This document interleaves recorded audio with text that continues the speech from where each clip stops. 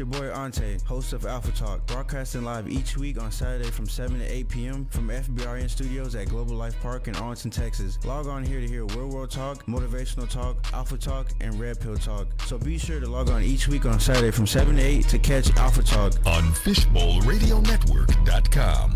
Jump in.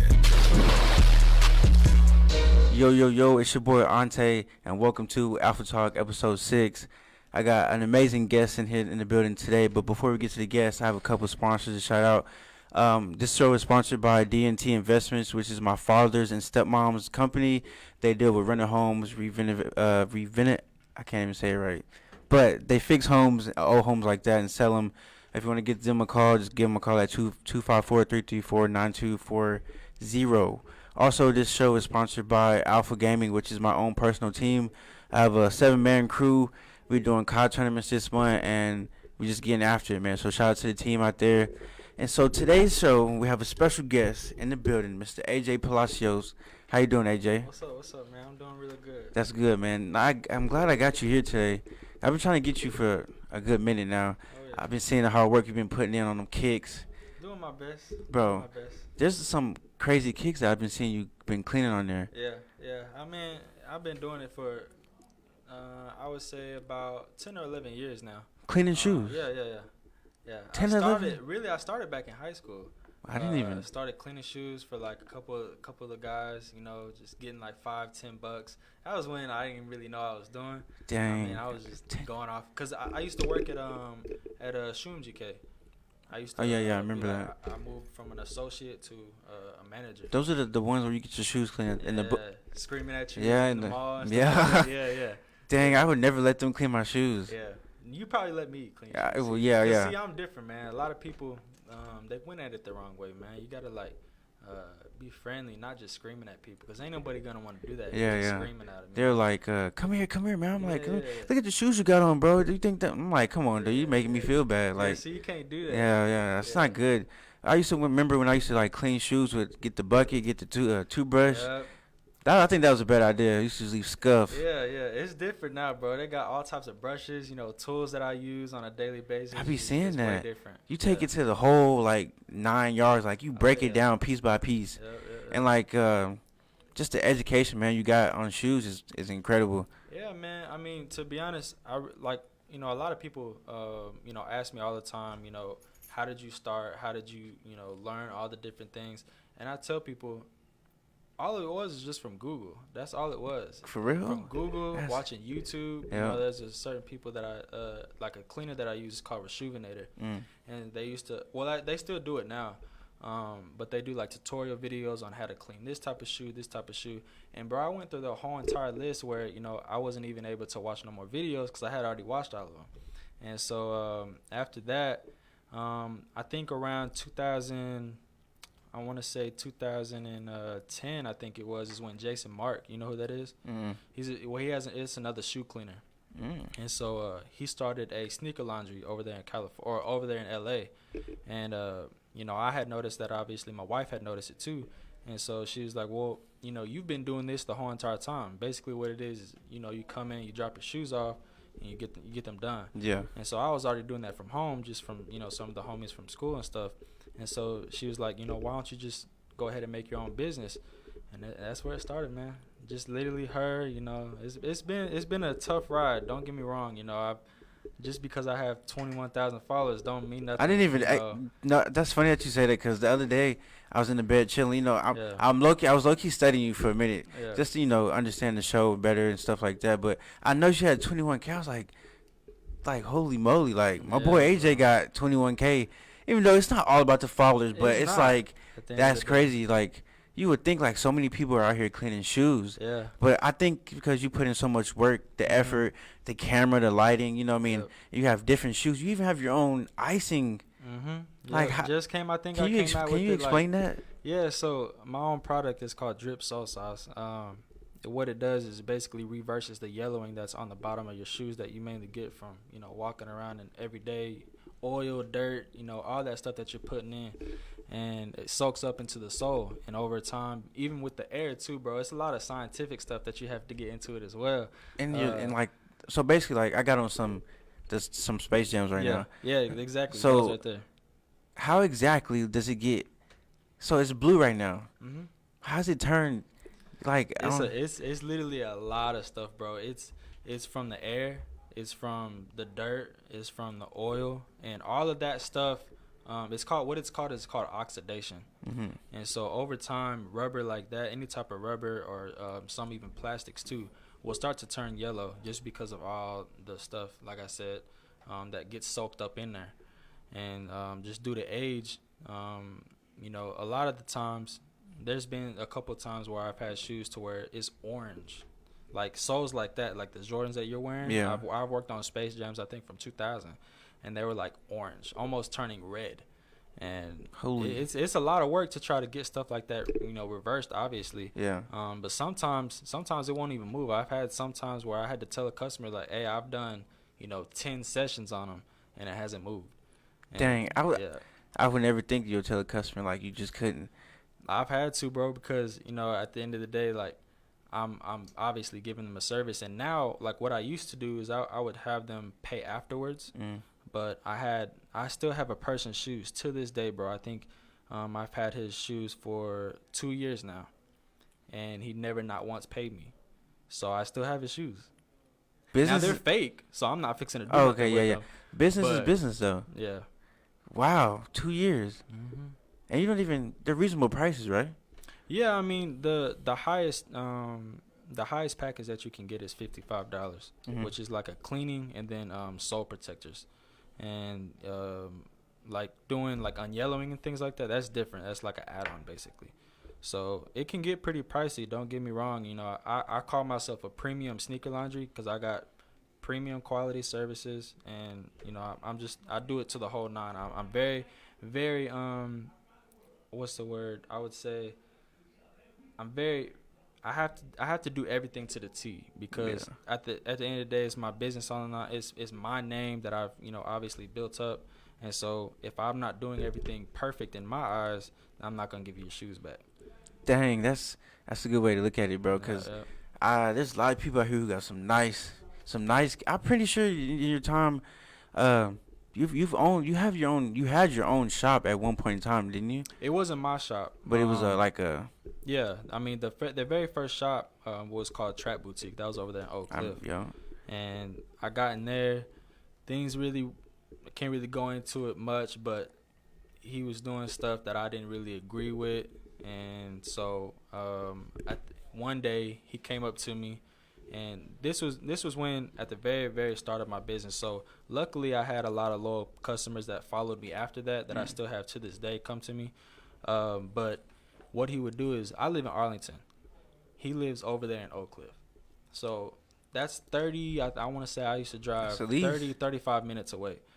So there would be times when I would go up there and I'd be trying to get in there and the door's closed, and then I find out that it's closed for the day. Like the whole shop is closed for the day. And I would text him and be like, hey, where you at? Oh, we're closed. Well, how come you ain't text me, man? Let me know. Yeah, like you got to let me know, bro. Like I'm in your shop paying you. I think I was paying him $300 per month.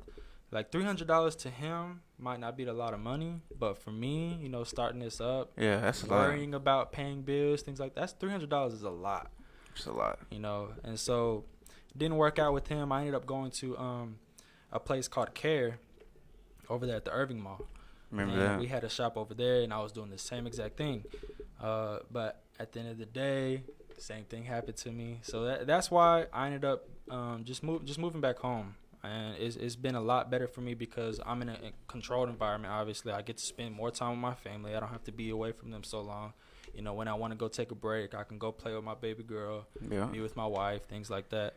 So it's better for me now. I think the thing that kind of, and you had a beautiful setup, bro. Like it was nice. Like I've never seen that, bro. It just shocks me because it's like it's just a shoe cleaning business. You would never think. You'll think like, oh, he might sell some shoes or something. Maybe do like trading or something. Nah, he's just taking care of your feet. That's all it is. That's all it is. That's all it is, bro. Would you ever change your garage into like the same setup you had That's basically what I have it now. I'm literally working out of my garage. I just have like a little corner that I work in. I have all my tools, all my air compressor, my cleaners, my paint, all this. I have everything right there. You have an air compressor? That's just to like blow, like if I can't get certain dirt out of materials or things like that, or like blow all the cleaning stuff off, whenever I'm trying to shine it up, things like that. Wow. Yeah. Bro, I didn't. Just by looking at the videos, like when you take them outside, and like I'm like, holy, it looked like dead stock shoes again. Yep. I bet you perfected your craft a lot. I have, man. It's taken a lot of years, a lot of knowledge.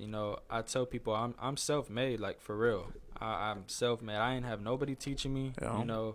I used to not really like shoes that much. I used to not really care. I used to actually try to force myself into being like that cool guy. See, I used to notice in school, like we used to come out with the J's, Yeah. every so often. That's pretty dope. Yep. I also feel like what's pretty dope is you just, how you say you got it self-made. Yeah. There's a lot of people we grew up with, man, they, what I'm saying, they just not on the same path of what a lot of certain people are. And it's crazy because the people who's like popular kids or like the kids who's like stood out, bro, they not really out here getting it, like not really doing nothing at all. It's the kids that kept quiet, what I mean, and did all the bad stuff. Yeah, and see, I'm not gonna lie, I wasn't the best student in school. There's a lot of people who I would say go to school, do your stuff, go get a job, but it depends on your profession. Yeah. I wouldn't really say go to school and just go become a banker or something like that. Go for something that can do. First of all, go for something that you're gonna like what you love or love what you do, because that was a problem with me for a long time. I went to college, like we were talking about before the show. I went to college for a semester after high school. A semester, bro. A semester, and had my wife cheating on all of my homework. Doing all that. And college at the end of the day wasn't really for me, and it's not for everybody. It isn't. College is not for everybody, and so I was going from job to job doing different things that I hated. Man, I was picking up trash for 2 years. And was that an apartment complex? Yeah, I was working at some ghetto freaking apartment complex, man, over there in Dallas. And I hated every single day. And it wasn't until, I would say 2010, I think, is when I started the business. Or no, 2017, actually. 2017 is when I officially started doing it. And I was going to work, coming home, trying to make some little videos, trying to clean some people's shoes, trying to do some promos, things like that. And over time, man, after all the things I was doing is when I finally got into the very first shop that I was in. And it came down to it to where it was, I can't do both. I can't go to the apartment complex and then try to go afterwards to go to the shop. That isn't gonna work. So I had to choose. And a lot, like even my parents, not trying to talk down on them, but they didn't really believe in my business. They were telling me, I don't think you should quit your job. I think you should just continue to do this, because what if you're gonna fail? And that's the thing I want to tell people. Like, if you don't take that leap of faith, then you're not gonna be. And then plus, I didn't want to be that person down the road when I'm like 50, 60 and be like, dang, I wish I would have tried this. It's gonna be too late. Yeah, it's too late. Too late. So might as well do what you can with the time that you're given, and try to make the best of it. And that's what I did. I totally agree. A lot of people who take that leap of faith, they either take it or they get to that cliff and they don't like jump. They just sit there and let the rocks keep falling. They just watching it. It's like, bro, like, go ahead and do it. Like, get it over with. If you fail, now like, I can't go back this way, this route. We're gonna change the route up and go a different way. And it's pretty dope, dog. Like, there's no such thing as losing in my book, man. It's really just lessons. That's all it is. You either learn that, okay, well, I can't do this, so let me try this. Or maybe you could be that type of person will say, well, I can't do it this way, so let me try to see if I can do it another way and try to go around that. And I mean, I've built it up for a very, very long time. I would say that I'm kind of like I said, I've mastered my craft. And there's still a lot of things that I want to learn. Like, I want to try to get into doing re-glues. I did a little bit of repaints here and there, wasn't the best job, so I gotta perfect that as well. But yeah, I'm trying to take it to where I can get a shop one day, bro. Bro, if you get a shop, Trying. literally, and then like, what's crazy is you do it solo dolo. Mm-hmm. And I personally feel like if you get a team, I don't know if they're gonna be on the same, like, you know what I mean, the love that you have for it. That's what I've told Brianna. You know, I would love for me to be able to not, like, I don't want to do this my whole life, bro. Yeah. I want to be able to have a shop, have a team that knows exactly what I want, exactly what I expect out of them, and be able to take what I'm doing now and be able to do it themselves, you know. Exactly. Get a couple of stores running. You know, I'm trying to build generational wealth. So I like how you put that. yeah, I'm trying to take care of my family. I'm trying to, you know, not that I want everything in the world. I'm not really too materialistic. But I do want better things for myself. You know, I do want to better myself. I don't want to just stay stagnant. You know, so I try to do the best that I can. I feel that because a lot of people, they have like these certain talents and these resources, but like they're like quiet about it. You know what I mean? Like, give it to him. Give him a little bit of the cake. If he bites it, give him a little bit more of the cake. You know what I mean? Yeah. So I feel like everybody should be out here in the community, especially in the DFW. There's a lot of people that's not out here helping each other. Everybody's just trying to be clout chasers. Look up to celebrities. Let's be celebrities, I guess. Not ourselves. Which I don't know what's wrong with that, but that's a whole different podcast. Yeah, man. To me, I'm not really looking for fortune and fame. If that comes with it, that's cool. But I'm still not. That's not gonna make me. You know, I'm a God-fearing man, and he talks about that. You know, that could be the death of you. And so, you know, obviously, like I said, I want better things in my life, but that doesn't mean that I'm going to, I guess, really chase the fortune and fame. Yeah. If you know what I mean. Yeah. So I people think that, you know, people message me and they get all hyped up and stuff like, oh, I didn't think you messaged me back, or hey, I'm glad that you took the time to tell me this and that. And like, bro, I'm a regular dude just like you. I'm just cleaning shoes, man. Yeah, That's I'm just a regular dude just trying to make it out here in the world. I'm not anybody special just because you see that number. But I'm telling you, if a person from like who didn't know you, you know what I mean, like if they look at just your page, dog, it's crazy, like, cause no one else is out here is doing that. Yeah, there's not a lot of people in this type of niche, bro. It's kind of I would say it's a medium niche. It's not the biggest thing in the world to where everybody's doing it and it's like oversaturated. Yeah. But there are a lot of people who are doing better than me. You know, there's a guy. I don't even know nobody like. There's not a lot of people, bro. But there are some people like this guy. He does re-glues. He does the whole nine. And he got his account deleted actually a couple months ago, which I felt really bad for him. Why did? And I honestly don't know. And he said he doesn't know either. I had to help him a little bit. I give him a shout out here and there to try to tell people, like, you know, go to him, because I obviously don't do some of the stuff that he does. Yeah. And he's slowly but surely building it back up. But I mean, he has 5,000 followers. I have 21,000 followers.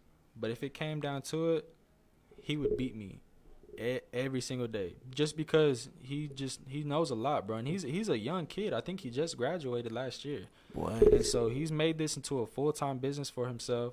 I always see him posting on his like stories and stuff of how many shoes he has, and he does a lot. He does a lot of shoes. Do you have a shoe collection of yourself? I wouldn't really say it's a collection. I would say it's just a couple of pairs. I don't really wear my shoes, like these nice shoes that I have on. I don't really wear them every too often. I think the last time I wore these was probably last Christmas, bro.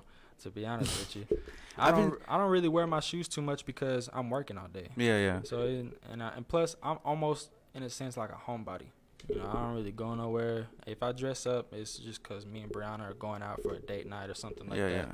You've always been like that though. Yeah. Honestly, since like we've all been growing up. Yeah. But I've been trying to I want to get back in the shoes. I don't want to be no like sneakerhead. I just want to get like maybe 1 pair, 2 pairs every month. You know what I mean? Yeah. That'd be pretty dope.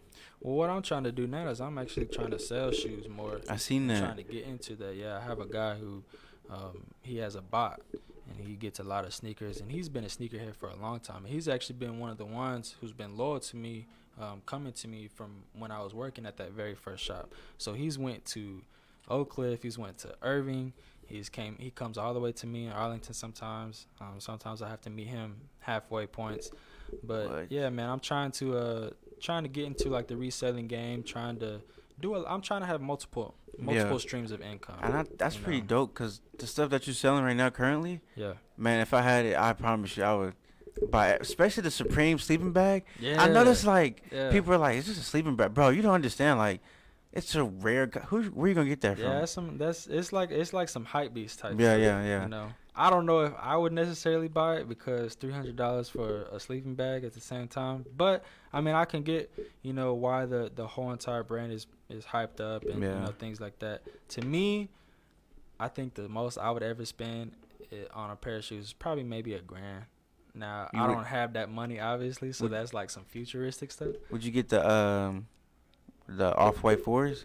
Oh yeah, for sure. Yeah, I love Off-Whites. Yeah. Man, there's some really good full shoes. bands. Now some of them are like really, really hard to clean. That's the only thing though. Like it would have to be a really good material, type Off-White pair of shoes, for me to get it. Because I don't want to mess it up. Yeah. And then it's hard for me to clean. I had the Pure Money 4s, and I sold them because, bro, they were out of there. I went to this a block party, bro. Yeah. They were mosh pitting. I'm like, beating up.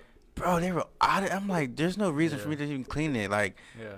I was gonna take them to you, but I was like, man, I'm probably not gonna wear them again. There's a lot of times where people think that all these shoes are gone, bro, and this and that, and they bring them to me. I bring them back. Bring them back to life, dog. Yeah, I bring them back. There's a couple of shoes on your page, like from the beginning, Mm-hmm. and they're just the regular. I think it was the second pair of shoes you posted. It was just probably some Nike. I think it was just some ones. They're actually some Jordan Hair ones. Yeah, those were freaking Cedric's. Jackson. Seds, yeah. Oh man. Yeah. Oh, Yeah. I remember those. Mm-hmm. That's crazy. Yep. I see that you getting you ship out. Do you ship out just in the United States or? Oh, I ship everywhere. Like talking about my product? Yeah, your product. Oh yeah, I ship everywhere. I mean, I've shipped to Germany. I've shipped to, bro. I want to say I shipped to Africa one time, or it was somewhere I don't know, crazy, What? bro. So crazy. You got love and support all. Oh yeah. Yeah, That's I crazy. got love and support from a lot of people, bro. A lot of different areas. I got people from hitting me up from Switzerland, Germany, Paris. I had a person send me out some shoes from Paris and to work on. From Paris. Yeah. Now it's expensive, especially when you get into shipping charges. Yeah. It's expensive, but if they obviously trust me, they see my work, things like that. So they don't mind shipping them out. And plus, I always try to be real friendly and tell them your shoes are secure with me. Yeah. So ain't nothing gonna happen to them. What's the most expensive shoe that you've ever dealt with? Oh, most expensive. Delicate. That's how I say. Well, they're all delicate. I mean, I can't really think of a specific shoe, but it's definitely been in the thousands. Over $4,000. There's been a couple of shoes where I worked on where I'm even scared myself. I'll never forget. It wasn't too expensive, obviously, but the creams, the Yeezys, when they very first came out, I was working on a pair of shoes, and I think I was putting some sole protectors on them, and this is when I very first started doing sole protectors, and what I use is a heat gun. Because I have to mold the protector to the whole entire sole, right? So, like I said, I was very first starting this, so I messed up and I put a little bit too much heat on his sole. So when I was pressing it down, it dented it in a little bit and smashed it. So what I ended up doing is I called my mom. I was like, "Hey, mom, I need a Dremel. I'm in some trouble." I had to go get a Dremel.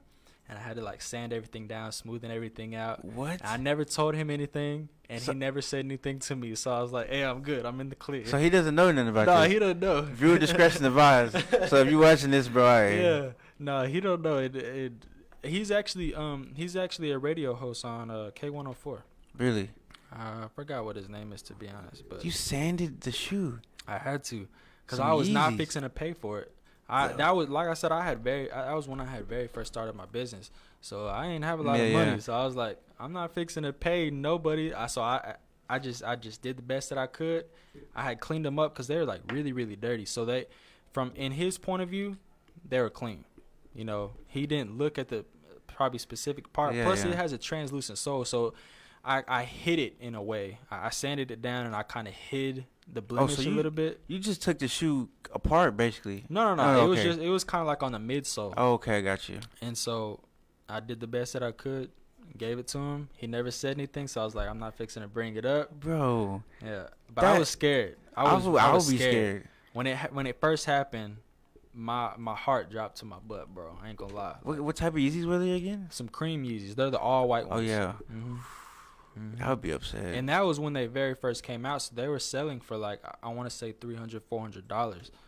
So that's incredible though. Mm-hmm. You brought that. You really bringing shoes back to life. Yep. Damn, AJ, that's crazy. Yep. That's why I'm trying to get into doing like re-glues and repaints so that I can be labeled as a full restorer. Yeah, you know, because I restore shoes in my eyes. You know, obviously because I'm bringing them back, cleaning them. You know, unyellowing, doing things like that. But I want to be a full restorer where I can work on a whole entire, like take a whole shoe apart and then put it back together. When did you like start realizing like I want to take this shoe crafting like serious? Like what, like basically, you know, you said you wasn't really into shoes like that. But so like what got you like cleaning shoes basically? Well, there was a guy. It was when the Grand Prairie outlets had first opened. Oh I needed a job. Oh yeah, they were booming. So I was going from different stores, you know, putting applications in, things like that. And I met this guy there. He worked around the corner from where the Shoe MGK was, and he worked at a chocolate shop. And so he told me, he was like, I don't think from me talking to you, things like that, I think you'd be better fit for this job over here. And I thank God for this dude. I don't talk to him no more. Like he was on some weird stuff afterwards, but I thank God for him because he got me into that job, taught me everything he knew, taught me how to talk to customers correctly, you know, taught me how to approach them, not be like that guy that I was told you about, you know, yelling at you from across the way, things like that. He taught me the correct way to do it. And after that, I didn't really still care for shoes, but I started getting into it more because I was cleaning a lot, you know, trying to do it for the homies too. So I had to basically force myself into knowing, okay, this is a Jordan 1, this is a Jordan 2, this is suede, this is nubuck, this is leather, this is nylon, you know, vinyl, canvas, things like that. I had to teach myself all of that.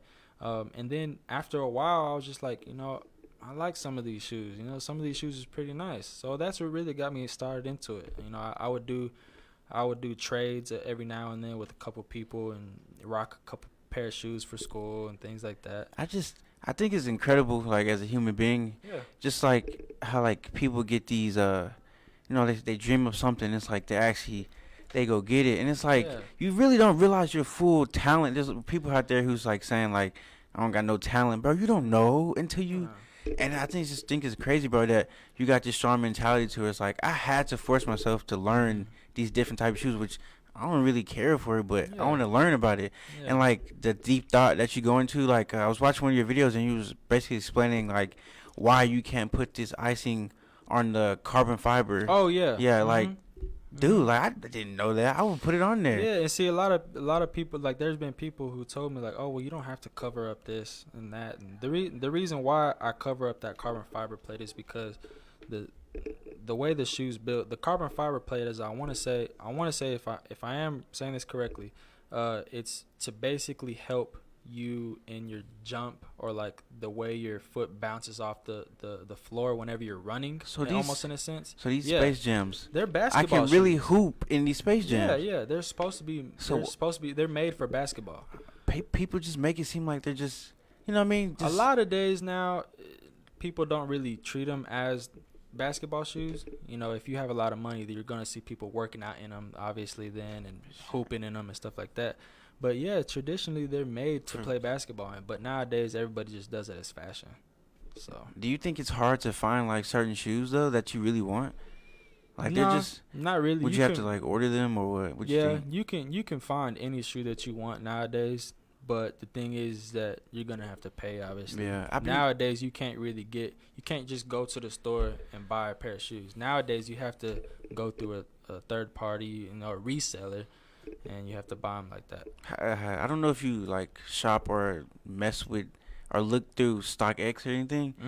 So recently I seen this video, right? And this dude was like telling people you scan the StockX tag with a black light to see if it's real or not? Like, is that? Yeah. They have fake StockX tags now. Bro, So you can't, like, if you see, if somebody comes up to you, like, say you're at a sneaker meetup, right? And you have all these people trying to sell their shoes, things like that. Just because it has that tag on there, don't mean nothing. It could be fake. There are people in China and people doing all that stuff, making fake shoes, obviously. So they're gonna make fake StockX tags too, so that they can try to give that, you know, personification, like, oh, these are real. So if I order some shoes off StockX, would I be hoping that they're real? Oh no, yeah. If you go through StockX, well, I'm not trying to bash them at the same time, but what they do, what StockX does is they get, if you want to sell to them or you want to sell your shoes, you send it to them, you send it to a company or to their company, obviously, and what they do is they legit check the shoe. Now, there's been a lot of times in the past, I don't know how it is now because I'm just now starting to get back into StockX and doing things, but in the past, there was a lot of shoes that were being passed on and they were fake. They ended up being fake. So I think you can get a refund or you can get some type of discount or things like that if something bad were to happen with your shoes. But I've been trying to get back. You gotta be careful. Yeah, I'm starting to like the ones. Yeah. And I want to start getting pairs of ones. Like, I ain't gonna lie. Like, I want a lot of pairs. They're nice. I don't know. I'm liking them. Yeah. I like the 12s. Have you seen the most recent shoes that's coming out for the? Which ones? The ones that lace up by themselves. Oh yeah, I just posted about the. People don't. I think they pretty dope. I like them.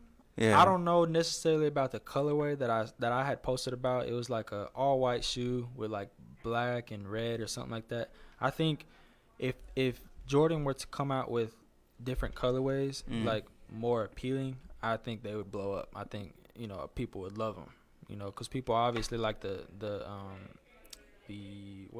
mags, the Air Mags, and you know those are a lace up shoe as well. So I think the lace up technology that they have going in these Jordan 11s would be pretty nice. They just got to make some dope colorways and they'll sell out. The 12 is nice.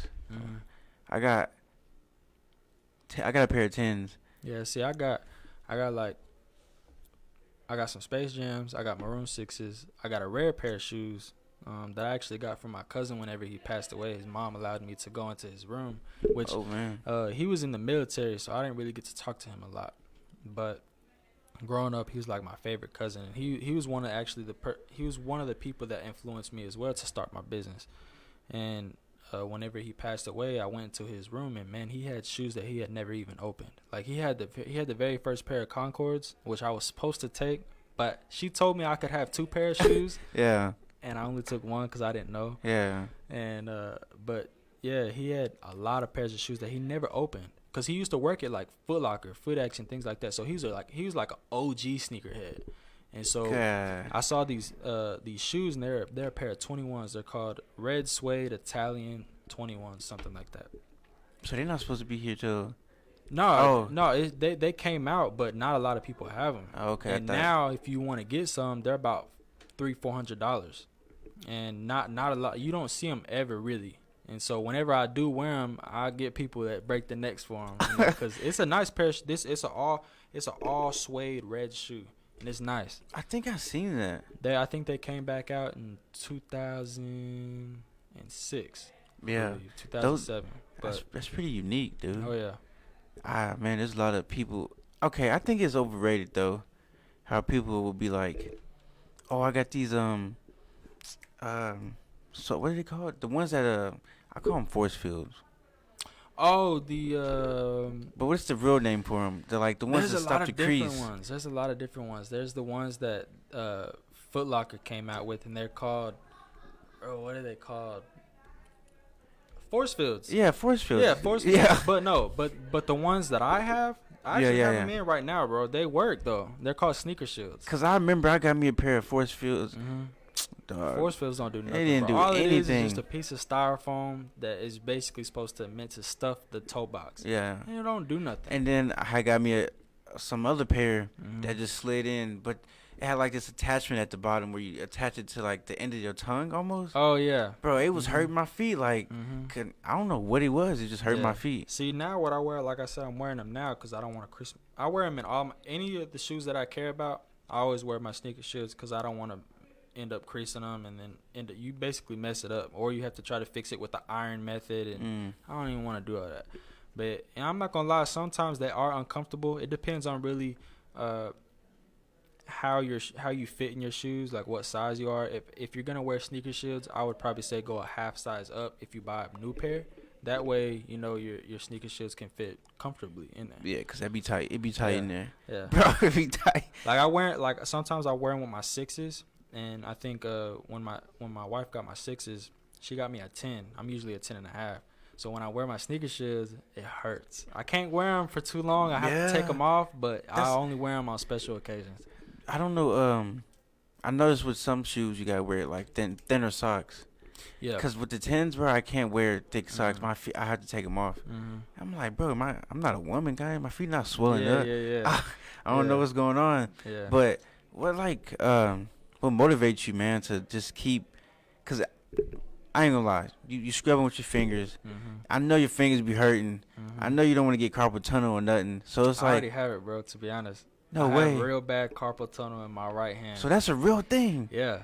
I never. Wow. And that's another reason why I don't want to do this for the rest of my life. Bro, because I'm telling you, there's sometimes where I for real can't work because I'm having to use my hands, obviously. So, but sometimes it's just the pain hurts too much, way too much. And I know I'm young. I shouldn't even really have this type of stuff. Yeah. But I mean, I've been doing it for like I said, 10 years or 10 or 11 years.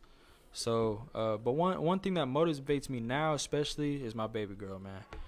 You know, I always wanted to have a family, and you know, having her in my life is just it's a whole new perspective on the way that I view life now. Yeah. You know, it almost in a way forces me to continue to do this, continue to do better, so that I can one day better her life. Yeah. You know, and have her grow up in you know, some of the things that I didn't have, or you know, grow up with better opportunities. Congrats on your on her turning 1. Appreciate you, man. Yeah, Time goes by fast. It's incredible. It sucks. I was crying for about an hour the other day. Oh man. Yeah, just watching, like, my wife had put this video together.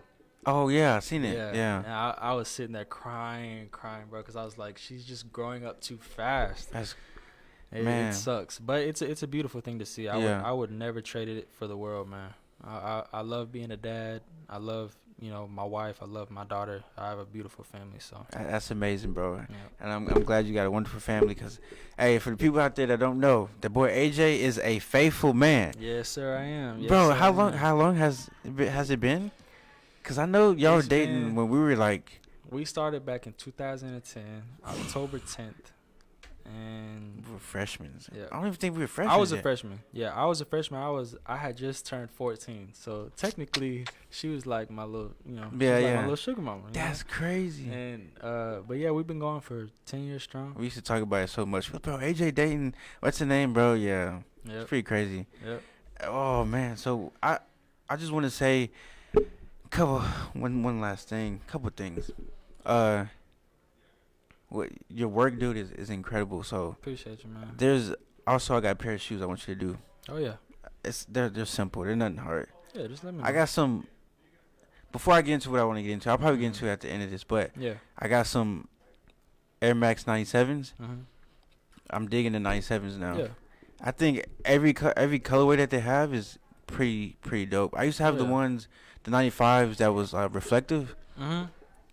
I got a pair of those. I'm actually trying to restore. I got them from an apartment when I used to work over there. There would be sometimes where people would leave their stuff, or they get evicted, things like that. How do you reflect? How do you what type of material would makes it reflect? I want to say it's. Isn't it the same type like on the back of a? Yeah, it's just the material that they have. I don't know what it is. I don't want to say it's nylon or something like that. I might be wrong, but I don't think it's something. I like them though. They're pretty dope. Like the pair that I have, it's like a green metallic, and then it has obviously that reflecting. And all I gotta do is clean them up and paint them and stuff. But see, the thing that's taking me long is because I have to paint them. So I've had them for years, bro. I've had them. They just been sitting in the closet. I wear them sometimes, like if I'm going hiking or something like that. It's like a beater. But yeah. Have you ever been to a shoe expo before? That's actually how I got found. To go to my to be in my first shop that I was at.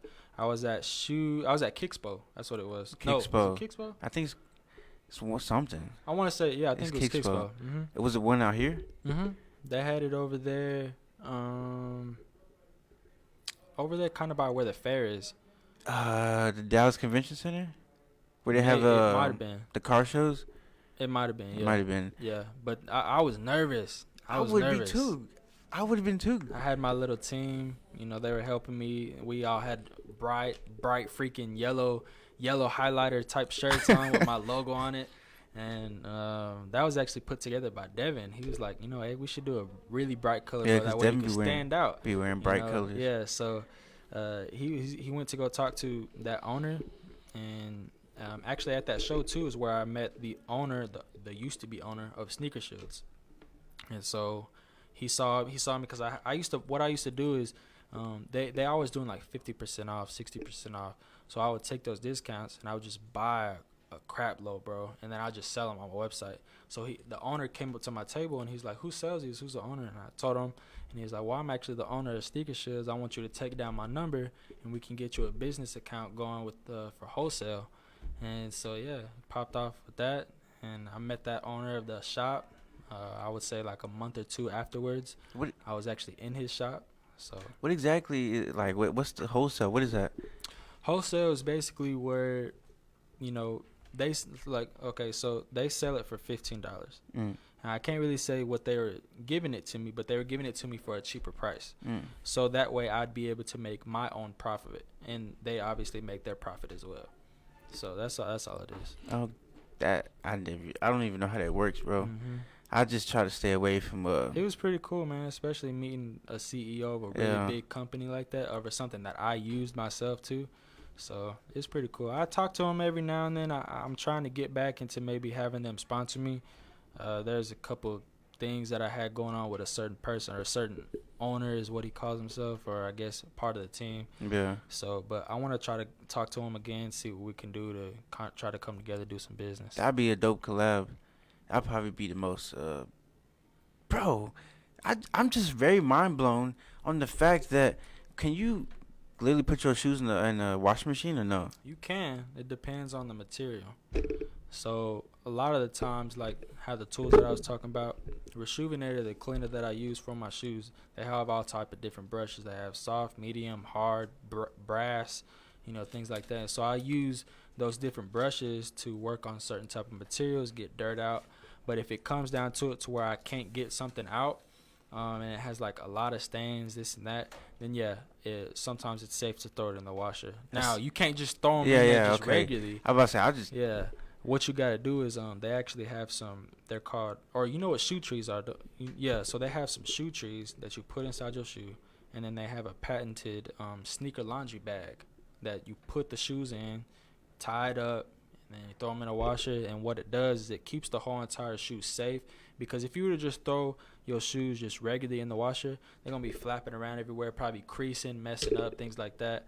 And so basically what this does is it keeps everything locked in place to where nothing messes up while it's in there. Would you ever come out with your own like laundry bag?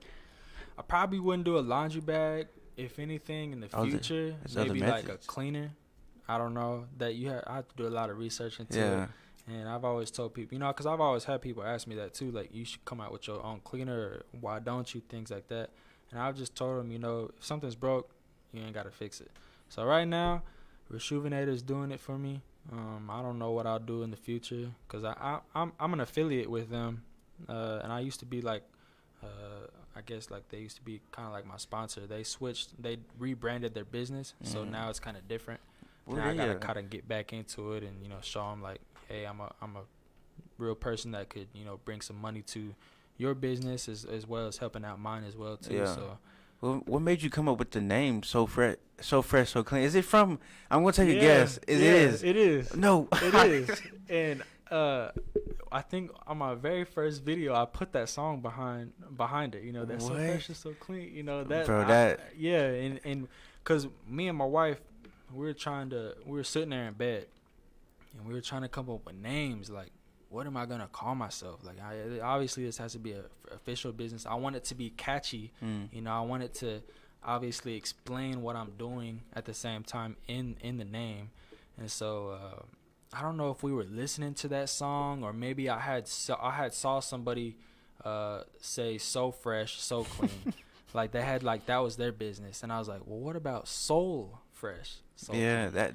And then it just sounded good, and we just went off with it. that's different. I was like, when I was reading it, Yeah. because I was hanging out with a little chick of mine. Mhm. I was hanging out with her, and she was like, so fresh, and I was like, wait a minute, this is Yeah.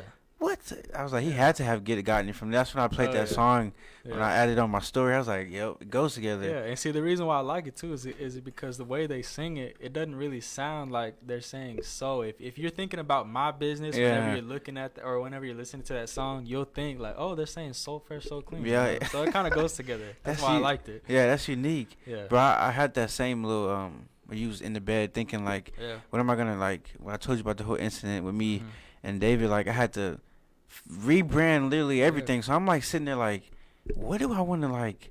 I know it could be hard. Yeah. Trust me, we was there for hours, bro. You know, even before that, talking about names.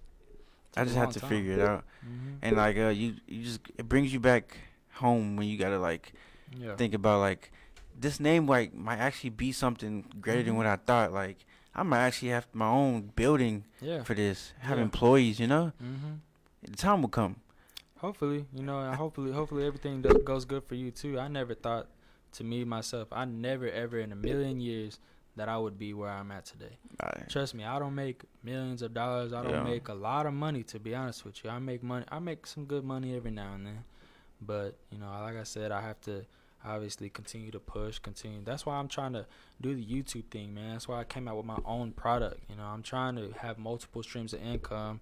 That way, I'm just not focused on one thing. And then, you know. I went on your YouTube, and I was like, you know, I'm not thinking you're gonna have as many subscribers, bro. You almost have 1,000 subscribers. Almost, man. It came quick. It came really quick. One of the videos that popped off for me, which, to be honest, I didn't think that was gonna do that good. This was my very first tutorial video that I did, and it's how to clean suede. Bro, right now it's fixing to hit 66,000 views. And that's just in, I want to say I posted it like 6 months ago. Bro, YouTube is the way to go, man. Yeah. They gotta, I'm hard at saying it, but like once you're booming, you get, like I was saying about the Facebook thing, they'll put you on the head of your people will just start clicking who don't want to look at. And my question to you is, have you always had camera skills, like the angles, the lighting? Like I'm like looking at it like this dude AJ must have took a class or something. Like nah, man, I wish I did. That probably would have been I probably would have been really, really helpful. But nah, I mean, I've always been into having a good camera, and so you know that's all I use, right? That's all I use is my phone. Which phone? Because I have I have the Note 10. Okay, you got it. Yeah, I got the iPhone. But even before that, I think when I filmed that video, I was using like a Galaxy S9 or something like that. It was something older, but it had a pretty good camera. And what I would do is actually, and this is where I'm talking about where I'm self-made as well, I would go to YouTube videos and I would literally study the video. I would study the camera angles. I wouldn't even sometimes be paying attention to what they're doing. I would just be like, and I still do that to this day, where if I'm trying to make a video, I'll go to a couple videos and be like, okay, well, how did they shoot this shot? You know, maybe I can try to recreate that. And that's what I do. And so I just try to get the best lighting. I know back in the day, whenever I first started, I was using like a little lamp that I had, and I just took the shade off, and I would just try to point the light as much as I could down to where I'm working. Now crazy. I have like a spotlight, or not in the spotlight, a ring light. Yeah, the ring light works. Yeah, ring light is really, really good. I actually follow this dude on YouTube, and he just hit 1 million on YouTube, but he vlogs and everything. He is just different. Like, there's this thing that if you want to check it out, it's called Skillshare. And you, I don't know, I think it's Skillshare.com. You go in there, like, it's tutorial videos, how to get better with a camera. I think I've heard of that. Yeah.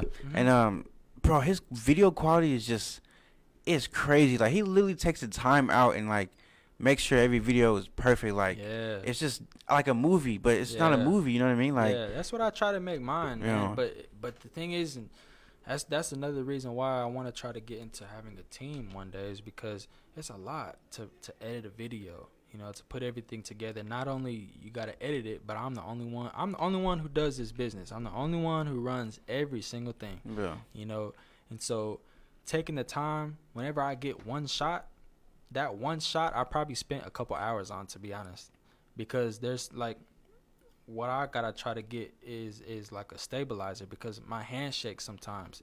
Yeah. And so there's sometimes where it might look good to you, but in my eyes, because I'm like a perfectionist, kind of OCD in a sense, you know, I'm like, nah, I don't like that shot. So then I continue to do it. So sometimes I'll spend like hours. I'll spend a whole day, bro, just trying to record a video. So it takes a lot of time. I know how you feel, because I'm getting back into like vlogging for YouTube, and like I use this phone, and like it shoots in 4K, but like I know what you mean. Like sometimes you'll put it up, and it's like, let me delete this and start over. It's like you gotta start over so many times, and just to get it like right, and then still you gotta edit it. And it's like, let me take this out. You gotta cut it, chop it up, this and that. And you're only making like, you're making YouTube and the little Instagram clips, right? Yeah, I mean, I don't do that was actually what got started. What popped me off was my Instagram videos. I used to just do like me working on the shoes, and I do like little time lapses, and that's what really popped me off. I don't really do it anymore because I'm trying to focus and push everything to YouTube. So I don't want to make a video for Instagram and I'm not even getting paid from it. Exactly. You know, I might get customers that will pay me to do their shoes, but if I can get a video to get hundreds of thousands of views or whatever and get paid just from the views, or get paid from ads that I get to put on that video from YouTube, I'd rather try to do that. Yeah, because that's the better way to go. Yeah. YouTube is blowing up, and this isn't a podcast we're going to talk about, like, the real world talk and stuff like that, but, like, YouTube is, like, if people want to get, like, technical with it, YouTube is just not the place to be right now, because, like, the mindset wise, you know, people be stuck on their phones and like, but who cares? Like, take advantage of the situation, right? Yeah. So that's what I'm trying to do. That's all I'm trying to do. I'm just trying to take advantage of the money opportunity that there is, which I wish I would have done it a long time ago, bro. Because the videos that I was making on Instagram were almost in a sense like tutorials. I only had, if I would have just done just a little bit more, I probably would have been popped off on YouTube a long time ago. You know, just because of the stuff that I was doing on Instagram. I think my most viewed Instagram video was almost 400,000 people. And yeah, I mean, I was doing some really big numbers, and I really wish I would have took the time to just do the extra little steps to make a tutorial video on that shoe or this blah blah, like how I'm trying to do now. Yeah. But and it's crazy. It's a learning process. The time that you started was a perfect timing, because there was. Mm-hmm. I feel like it was just like a dead zone at the time. There wasn't nobody really like doing something. And if it was, there were people doing the same thing, and they just stopped doing it. Yeah. And like, honestly, I've been knowing you for so long, and like you've been, like you were saying earlier, you have to stay consistent, bro. If you don't stay consistent, it's not gonna happen at all. You're not gonna see what you want to see. Oh, yeah. And a lot of people are look up to, like, you know, celebrities, and they want to live that life, and it's like, bro, can't do that. Sometimes, bro, like, you know, there's some things out there, some evil forces, you know, there's some things you got to do to get kind of high up. Yeah. And if you're not willing to do those type of things, then you're not going to make it. Now, sometimes, you know, obviously, like me, I'm a God-fearing man. So, you know, everything that's been given to me is a blessing from God. But, you know, there are some people, you know, they don't understand that these celebrities that they're idolizing, they might have not just been able to just make it. They're maybe not self-made like how they talked about. You know what I'm saying? It could have been some other stuff that they did. It's a lot of talk and not a lot of action. Exactly. And so, also, I want to find out about what type of chemicals is in. Can you explain it, or is it like that's top secret? In what? In my product? In your ice, bro. What? It's top secret, bro. Okay, it's top secret. Okay. Nah, but it's what it basically is just hydrogen peroxide, water, but it's a certain level of hydrogen peroxide. The stuff that I have in mind is, I think, 12%. So it's higher than what you would get. Like, there's a thing called 40 volume cream, and you can get that from the store. But the stuff that I use, the stuff that I make with my own mixture, I have to get separate products, and I have to try to make it myself, just so that, you know, I can get ahead on some of these people, because my stuff goes deeper into the soil. My stuff is stronger, so it's going to get deeper into the soil and reverse all of that oxidation that you have. Like, you know, for instance, like if you had yellowing on your shoes, you know, my stuff is going to hit harder, basically. Now, there's certain ways that you have to mess with it. Like, the best way, Like I have a UV light. It's really actually made for growing plants. That's what it's what it is. Almost like artificial. Yeah. It's like an artificial sun for me. Now, Artificial sun. yeah, because you can either do an indoor setup, like which is what I have, or you can do the outdoor, which is where you just put the ice on, wrap it up in saran wrap, and you just let it bake in the sun. What's the what's the setup that you have? Like so I have an indoor setup. So basically what I have is I have like a 4-foot table, and then I have like a 50-gallon tub that I wrapped all on the inside with Mylar film. Now Mylar film, it's the highest reflective material that you can get to get light bouncing around everywhere. So I see that's a lot of research, bro. That's a lot of I'm stuff like, that people not trying to take the time to do. There's some people out there who, and I see it as rude to me. I see it as like almost like disrespect. They just, hey, tell me this, this, and this, and this. Like, well, I'm gonna help you out, bro, but I'm not fixing to tell you how to do every single little thing. Like, you gotta do your due diligence too.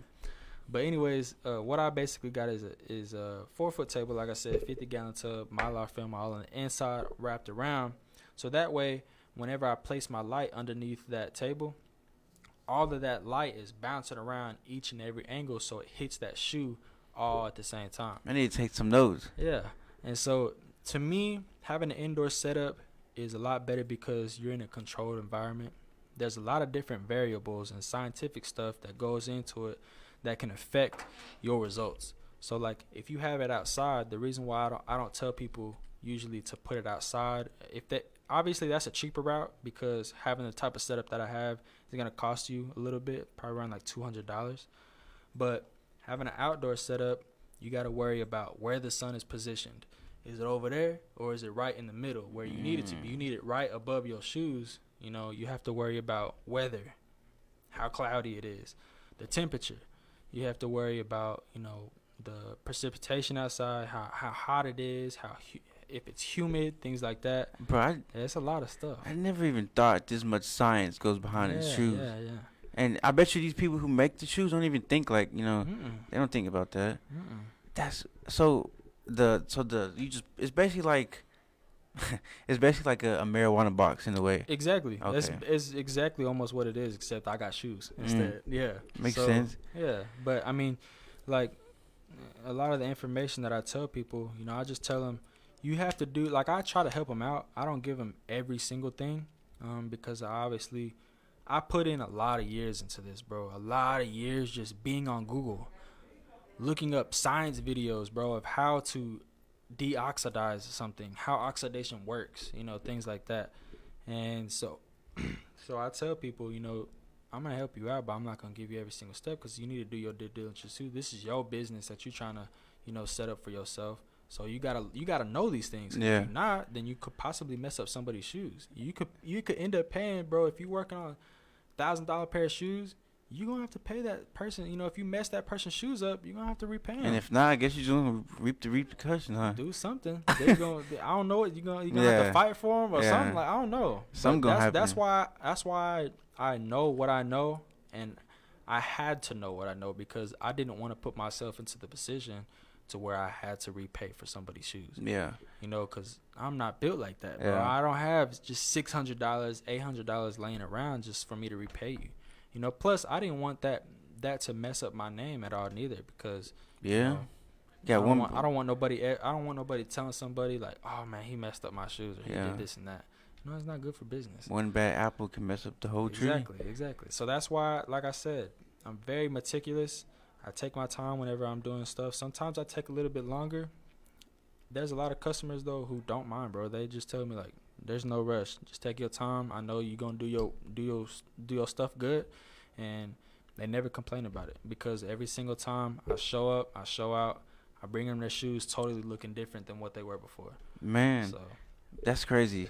How many pair of shoes have you had like once? Like, is it like an overload, or can you handle? It could be sometimes, it could be bro. Like right now, I would say I probably got 30 pairs of shoes at the house that I'm working on currently. 30. Yeah, I've had a lot more. Like there was a time where I was doing sole protectors, and bro, I probably had like 40 to 50 pairs of shoes, and I was working near Christmas too, so I had like a deadline. Oh man, I would never do that again. Now I tell people, like, especially with unyellowing, bro, it takes I do 24 to 36 hour sessions. So that's literally 24 to 36 hours where one shoe, because if you see my work, I do before and afters. Yeah. So there's sometimes where I'm just working on one shoe. And that's in there for days sometimes, that I'm having to re-ice it, things like that. So it takes a long time. So I tell people now, like, if you getting unyellowing done, then it's gonna take 3 to maybe 5 weeks, things like that. If it's cleaning, then maybe take 3 to 4 days, sometimes even maybe a week, depending on like the pairs of shoes that I'm doing then or how many orders I have, things like that. So sometimes it could take long, sometimes it could take short. I mean, at the end of the day, you're getting what it is. Shit.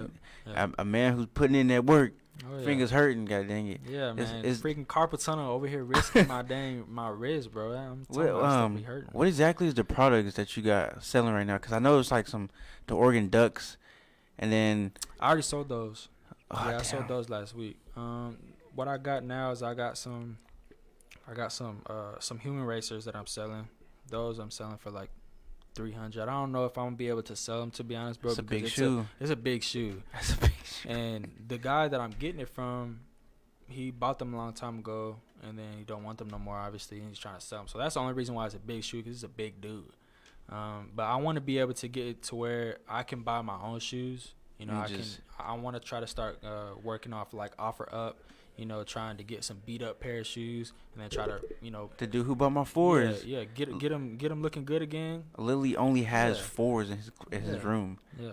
I'm like, bro, you got every four. He's like, pretty much. Yeah. I'm just buying these just fucking. Yeah, because, I mean, there's some people who are out there who they'll buy their shoes, and obviously they like them, they care for them, things like that. But then sometimes they just get old, they just get tired of them, so they don't want them no more. So then, you could bring them to me, refreshing them up, and rather than taking it to in the condition that you have now, selling it for like $100 less, you can just bring them to me, spend like $35. You can sell them for maybe 200 plus more than what you were going to sell them before originally. So that's why I tell people, like, don't throw away your shoes. Don't do nothing with them. If you want to try to resell them, just bring them to me, just refreshing them up a little bit. I guarantee you I'm going to make you a lot more money than what you're spending with me. Yeah, somebody was trying to get me to sell my Space Jams. I'm like, come on, bro. I ain't never had these nice shoes before. I'll probably get them clean and just keep them, bro, until pass them down. I don't want to get rid of them. Yeah, my baby girl has even some shoes too that I gotta try to work on. Like, she has some Space Jams. She's not gonna be able to wear them because I think it's like an 8C, so she's probably not gonna wear them till she's like 2 or 3 or something like that. But they're ungluing, they're yellow, things like that. So I gotta work on them. And that's gonna be like a little project for myself too, so that she could have some sneakers for herself. Yeah. Because like I said, I don't have like a collection, bro. But the pair of shoes that I do have, I'm gonna probably keep them forever. I like them. I rock them every now and then. Things like that. So. What started you into like getting these people from out of like not even in Texas, dog? You got people in almost all 50 states. Like, how'd you even branch off that far? So whenever I was at my second shop, which was called Care over there at Irving, I had a lot of, and this is when I very first started blowing up because of some of my videos that I was doing. They were asking me like, "Oh man, I wish you lived over here, because I would take you my shoes." And I had a lot of people asking me sometimes too, like, "Hey, bro, do you have people sending you your shoes? Like, could I send you your shoes?" And I used to have to tell them no, because in my area where I live, I've had some packages stolen sometimes. So I don't want to get you to send a pair of shoes to me. I'm not there potentially at the house and when they get there, and then they're gone like that. Man, you don't even know. Yeah, so what I ended up doing is I found out that you can get a P.O. box. I get it at USPS, and you pay like $60 a year. And it's basically just like a little space where you can get mail. And so I started telling people, like, yes, I'm accepting out-of-state orders. And as soon as I started doing that, bro, I had people from everywhere. Like I said, I've had people shipped to me from Germany. I've had people shipped to me from Paris, all within the United States as well. So it's a pretty cool thing. Bro, that's dope, dog. Yeah, man. To think that I'm working on people's shoes from out of the area that I live was pretty mind-blowing to me when I very first started it, because I was like, I didn't know that I could really do that. It wasn't even a thought in my head. I didn't even think, like, what? You know what I mean? Like, how many places do you know? Probably not any that has a shoe laundry place. Nobody. So there's not a lot. I think the only places that they have, like, they have one in Australia, and then they have one over there in Los Angeles. That's where Jason Mark's Sneaker Laundry is. The company that I use as their cleaner, they just came out with their own sneaker laundry. But there's not a lot of places, bro. That's why I want to be able to make my own shop. Now, depending on this COVID stuff, things like that, I don't know if, because I've had people ask me, you know, hey, would you go over here? I have somebody that I have, like, a homie that has a shop, and they're looking for somebody like you. Would you go into there? But see, you've already been. Now. Yeah, you've already been in that situation. Yeah. Plus, I've had a lot of burnouts with people who, you know, betray me, who I think that they're my friends, and it ends up not being that. Yeah. And so they rather choose money over a relationship that they could have built to where we both could have made a lot of money together. Like the first guy, he screwed me over because, like I said, he was not telling me when he was gonna close the shops. He was just closing down randomly, and he ended up asking me. He was like, because he had Boosie go in there. He had I remember one time. What's that dude's name? Yellow Beezy. He literally came into the store. I didn't even know who he was. Trap Boutique? Yeah, Trap Boutique. A boutique. Yeah, okay. over there in Oak Cliff. And a lot of people knew what it was. It was like a really popping off spot. And so he had these different celebrities coming in. Like, I remember Yellow Beezy walked right in front of my setup, bro. I didn't even know who he was. And I was so mad because I could have got the opportunity to talk to him and be like, hey, bro, let me clean your shoes, this and that. Yeah. But I'm kind of like a shy dude. I don't really put myself too out there. And but basically, long story short, what happened with him is, because he was getting these celebrities coming in, he was like, I don't know how business is doing for you, but business is doing pretty well for me, so I'm going to start charging you $600 a month. And this is after I had already had conversations with him, like, man, it's getting hard. Like, you know, me and him would talk and everything. But see, that was another problem, is that we didn't talk like how me and you would talk. It was literally just a business relationship. That was it. That's it. We wouldn't, like, he would be at the other end of the shop. I'd be in my little space doing my thing. And so, he ended up saying, like, hey, I'm going to charge you $600 rent.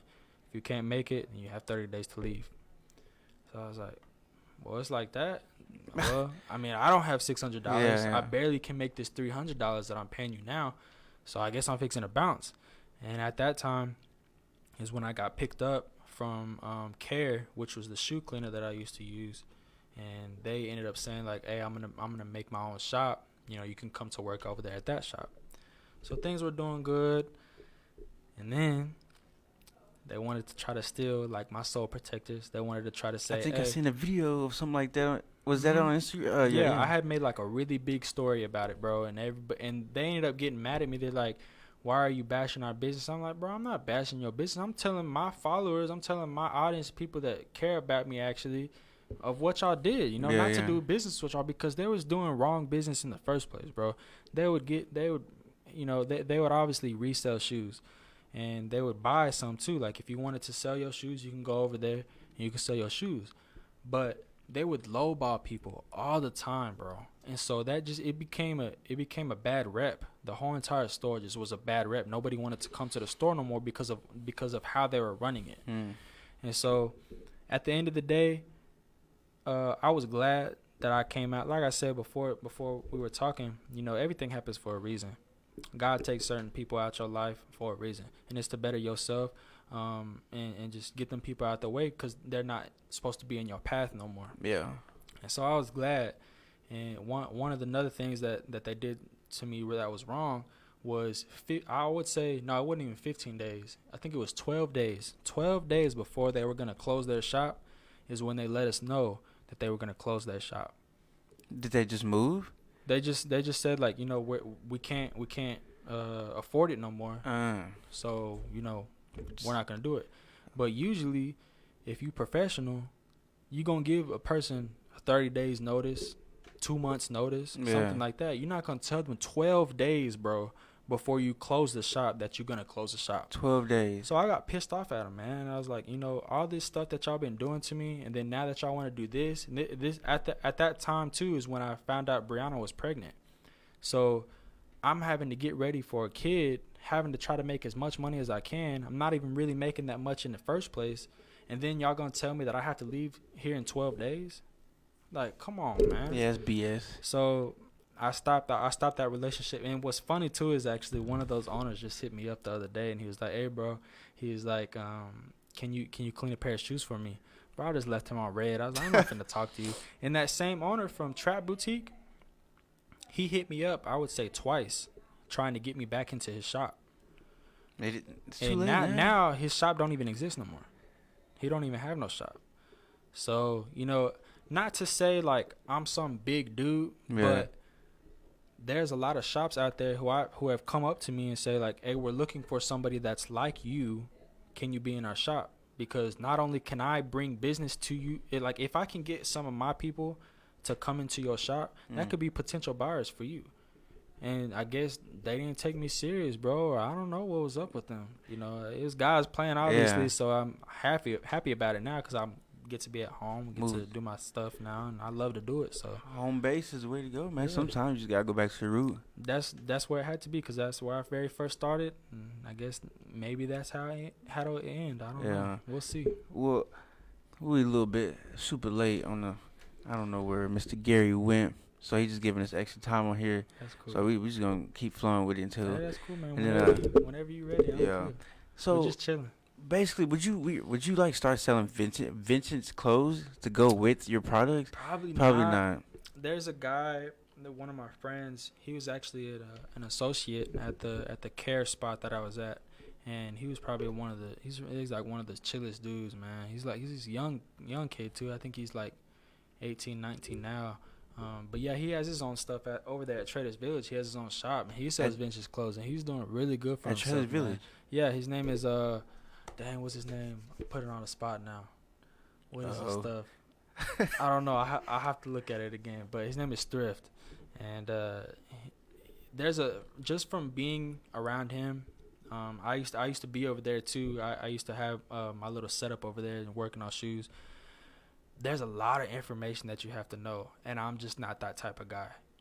There's a lot of stuff that they know about tags and like certain brands that are back from like the freaking 70s, 80s, stuff like that. That's what I always went to wonder. I'm not that type of person, bro. Like, how they know about these shirts? Like, it could be like a regular shirt, like a Chicago Bulls shirt. Yeah. It has like MJ, Scottie Pippen. And he's like, man, this shirt's from back in. How do you? There's some that I remember they told me. They went to go like buy different vintage clothes from around the area in Traders Village, and they told me they found this spot where they found a shirt that was worth $1,000, and it was an old beat up, had holes in it and stuff like that. But because it's vintage, they could have sold it for like $1,000. Now they didn't end up getting it because the guy that was selling it caught on to it, like what they were trying to do, because they were trying to like buy a lot of stuff. They noticed like, oh, you have all this and this, and so they kind of like hyped it up too much, so they kind of spooked that guy off. And yeah, man, there's a lot of stuff that you have to know about. It's almost kind of like having knowledge about like with what I have about shoes. You have to know about clothing. I be seeing like there's this page I seen on Instagram, and they're like digging in like these trash bags. I'm like, where y'all get? It was so many clothes, bro. I was like, what is this? They're just finding, I guess, vintage clothes. Yeah. And people be throwing it away. People don't really know. Yeah, they don't know. Yeah, there's some people. I mean, there's vintage everything, bro, that you can buy. There's jerseys, just shirts, tank tops. That's how I want to do it, like whatever. I've always wanted to own like a pair of like vintage sneakers. I'm just gonna I just want to pay the price. Like an OG pair. Yeah. Like the pair of shoes that they be completely redoing, what are they, the cement 4s, and you know how they break down from the bottom of it, and they just be like, I don't know how they do all that. I have another story too. I have a pair of 2000 Concords. So they're an OG pair. It's a size 6. So what happened was, I was working on this person's shoes. This is one of those soles where I'll tell you where it's real orange, right? So he was already unglued. And I told the guy, I said, I'm going to work on him, give me a couple weeks, this and that. What I ended up doing is and this is where I messed up too. I was trying to do a outdoor method. Yeah. Like how I told you to sit out in the sun. Well, I messed up and forgot that my brother-in-law Brian, he has 2 pits who chew up everything because they're little babies still. They're like a year old. So I leave them out there one day. Don't really tell him. I tell him like, hey bro, I have some stuff back here, so try to be careful. He forgot. So they tore all the soles up, bro. I had to buy another pair of shoes. I had to buy another pair of 2000, pair of shoes just so I could fix the problem that I had. Yeah. And I didn't even tell the guy, but it was a whole different other pair and he didn't even know. There's a couple people in here. Mr. David Hernandez said, "What up, AJ?" I don't know if he's still in here, but he said, "What's up, AJ?" And Mr. Gary Jolivet What's up, man? was in here to Can't my wait yes to see sir. you, homie. Yes sir. Man, it's pretty cool, man, having you on the show. Oh yeah. I've been trying to get you for a good minute. I actually might get you come back on here No problem. Homie. with Just hit me up. it's this guy. He like I was telling you, he does vintage stuff. Mhm. And he told me this thing about going in a thrift store. Mhm. And he's telling me that these thrift stores, they need to be gone. Like, he says they need to stop what they're doing. I was like, why? He was like, because they're overpricing Mhm. clothes that doesn't even need to be priced. And he said Yep. if people don't buy them, they just throw them away. Mhm. Like, I remember a long time ago, Malcolm Rogers. Remember Malcolm Rogers? Yeah. So a long time ago, we went to that thrift store, Pluto's Closet, Mhm. and he found jean jacket, True Religion jean jacket. Guess how much he paid for it? How much? $30. Oh, That dang. jacket is almost in the Yeah. thousands. Yeah, you could sell it for a lot. Yeah. Yeah. And I'm like, and the dude was just telling me like they're overpricing stuff, Mhm. bro. It's just ridiculous. Like, Nowadays, that's what they do because they're catching on to these resellers, and they're like, "Well, if y'all gonna make some money, we're gonna try to make some money too." yeah. Yeah. I just think it's like, get rid of the thrift stores and have like young entrepreneurs who got the knowledge of these things and let them do it. Like, Yeah. change the name of it. Don't have a thrift store be like the Vintage Shop of Dallas or something like that. That'd be cool. And I feel like our generation right now is at the points where it's like we're taking over. Yeah. And you know how what you said about work? Yeah. So at my job, I got a couple old guys been working there for 20 years, Mhm. and I'm like, I drive forklifts, unloading trucks, Yeah. 18-wheelers. I'm like, dog, you did this for 20 years, coming in at 2 in the morning. And he's like, yeah. And like back in the day, it was just much more easier than what it is now. I'm like, that makes sense. Yeah. And he was like, I like the way y'all young cats think, cause like y'all don't want to work. Like y'all just want to go do something that doesn't have to involve with you coming to work, clock punching in. I was like, Yep. that's just who we are now. Like y'all old folks, I just feel like the time that y'all were born, Yeah. y'all didn't have that opportunity or that person to like Nah. get y'all to go do what y'all wanted to go do. Y'all just y'all had to work. Y'all had no The choice. mindset was just go to school. If you can't go to school, like my dad, he had to, drop out.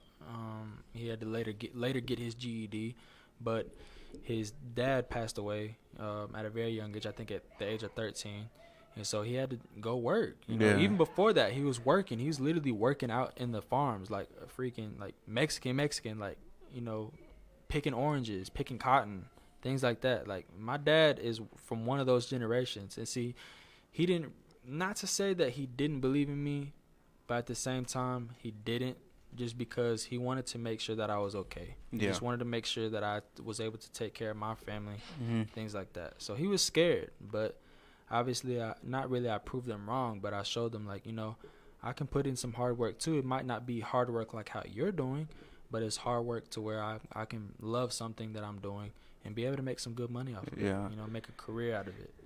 Bro, I appreciate you coming on my No problem. Alpha Talk with me, talking on Yes, about some sir. good stuff. No problem. We had a good conversation about a lot of stuff. Oh, yeah. But I will be getting you back on here soon again, Yeah. sooner or later. I don't know when, but Yeah. my boy AJ, Alpha Talk episode 6. For the sir. guys watching on YouTube and Facebook Live, I appreciate everybody for tuning in. If you're on YouTube, make sure you subscribe. The name on YouTube is Alpha Talk with Ante.